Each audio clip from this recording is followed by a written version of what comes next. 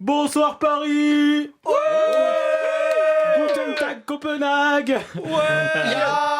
Non, faites pas attention, c'est mon petit côté Arte, ça. Pourtant, la mention notion d'allemand sur mon CV, elle figure dans le top 3 des plus grands mensonges de l'histoire, entre la comestibilité des endives cuites et le talent de Fabrice Eboué. En ce qui concerne le lexique germanique, rien qu'avec Guten Tag, vous assistez à un diaporama de la moitié de l'étendue de mon capital linguistique. L'autre moitié, c'est Kartoffelsalat. Je sais pas pourquoi les profs m'ont émincé les oignons de la 6e à la terminale avec ce mot, d'ailleurs, parce que il veut dire... salade de pommes de terre. Résultat, en allemand, je sais juste dire « Bonjour les salades de patates !» C'est pas avec ça qu'on va discuter avec Angela Merkel du rôle des négociations diplomatiques face au durcissement des positions en Europe de l'Est. Une fois qu'on a dit ça, vous noterez que flex avec une vieille chancelière allemande sur toutes ces thématiques divertissantes constituait pas non plus une grande ambition dans ma vie. Que mes 7 années d'allemand se limitent à me faire retenir la traduction d'une tambouille de pétote témoigne peut-être d'une très grande lucidité de la part de mes enseignants face à mon inconcevable manque de passion à mémoriser tout le catalogue des verbes forts dans la langue de Goethe. Bref, c'est pas ça que je voulais dire ce soir.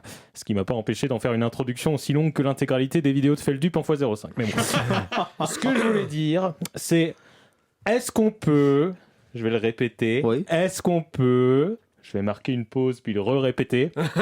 Est-ce qu'on peut, je vais arrêter de le répéter, c'est faux. Est-ce qu'on peut trouver un juste milieu entre les girls et les guys, c'est bientôt Halloween, je suis so excited, j'ai invité toutes mes besties, ça va être magistral, on va faire un concours du costume le plus effrayant, en mode chicken choquant, vous verrez l'appart, j'ai relooké ça façon manoir hanté, ambiance bougie de minuit, j'ai commandé 4 kilos de bonbons, 4 litres de faux sang, 4 DVD de l'exorciste, bref, be ready to scream witches, et rappelez-vous notre slogan, faites pas la soupe à la grimace, mangez-la plutôt. Donc un juste milieu entre ça ou de toute façon Halloween c'est un gros flop en France. Moi Halloween je m'en fous. Comme Noël, je m'en fous. Pâques, je m'en fous. Le Ramadan, je m'en fous. Vous êtes amoureux de vos fleurs, quoi? Non, même pas. Vous aimez le son, je m'en fous. Vous aimez le scandale? Je m'en fous. Vous aimez le cinéma? Je m'en fous. Vous aimez le goût anisé? Je m'en fous. Vous aimez le sucré également? Je m'en fous. Est-ce que vous aimez le rugby? Je m'en fous. Vous aimez le petit déjeuner? Je m'en fous. Vous aimez le poisson fumé? Je m'en fous. Vous aimez le rap? Je m'en fous. Vous aimez le combat? Je m'en fous. Vous aimez le chocolat au lait? Je m'en fous. Vous aimez le Moyen-Âge, hein? Je m'en fous. Vous aimez le spéculoos? Je m'en fous. Vous aimez le football, vous? Je m'en fous. Vous aimez le fondant avec un cœur vraiment mais hyper coulant? Bon bah ça va, ils sont relous ces journalistes avec leurs questions aussi.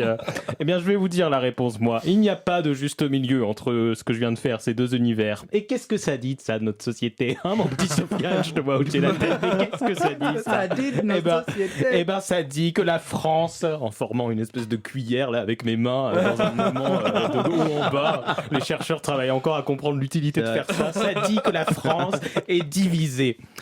En tout cas, bon, là, c'est le moment où je cherche une chute, j'en ai pas vraiment, donc je fais péter ma carte Joker, comme d'habitude, je me transforme en Laurent Ruquier, hein, comme quand il vient de finir son flop 10 ou je sais pas quoi, que c'est un peu gênant et qu'il sait plus quoi dire, il dit en tout cas.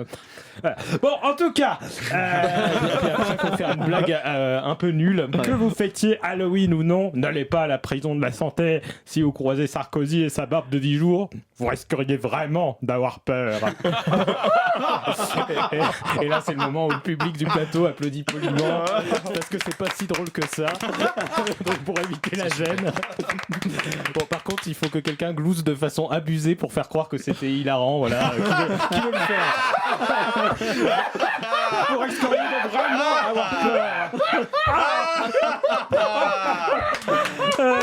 Ma Catherine. Heureusement qu'on a des chauffeurs de salle. Ouais. Voilà. C'était la chute. C'était la chute. C'est un vrai métier, ça. C'était ma chronique. Bien. Chauffeur de salle de Ruquier, c'est un vrai métier. C'est un gros métier. C'est un gros métier. Ils sont épuisés au bout de 6 mois. Touche pas à mon Sans poste. dépression. Et en fait, les gens rigolent aux blagues du chauffeur de salle, pas aux blagues de Ruquier. Oui, c'est ça. Il a pas de micro, mais... En fait, ils ont des écouteurs, ils ont une oreillette avec des blagues. Et ils entendent que des paix, en fait, dans les écouteurs. En fait, juste, il se fout de sa gueule. Il se fout de la gueule de Ruquier pendant toute l'émission. Difficile, hein. Difficile.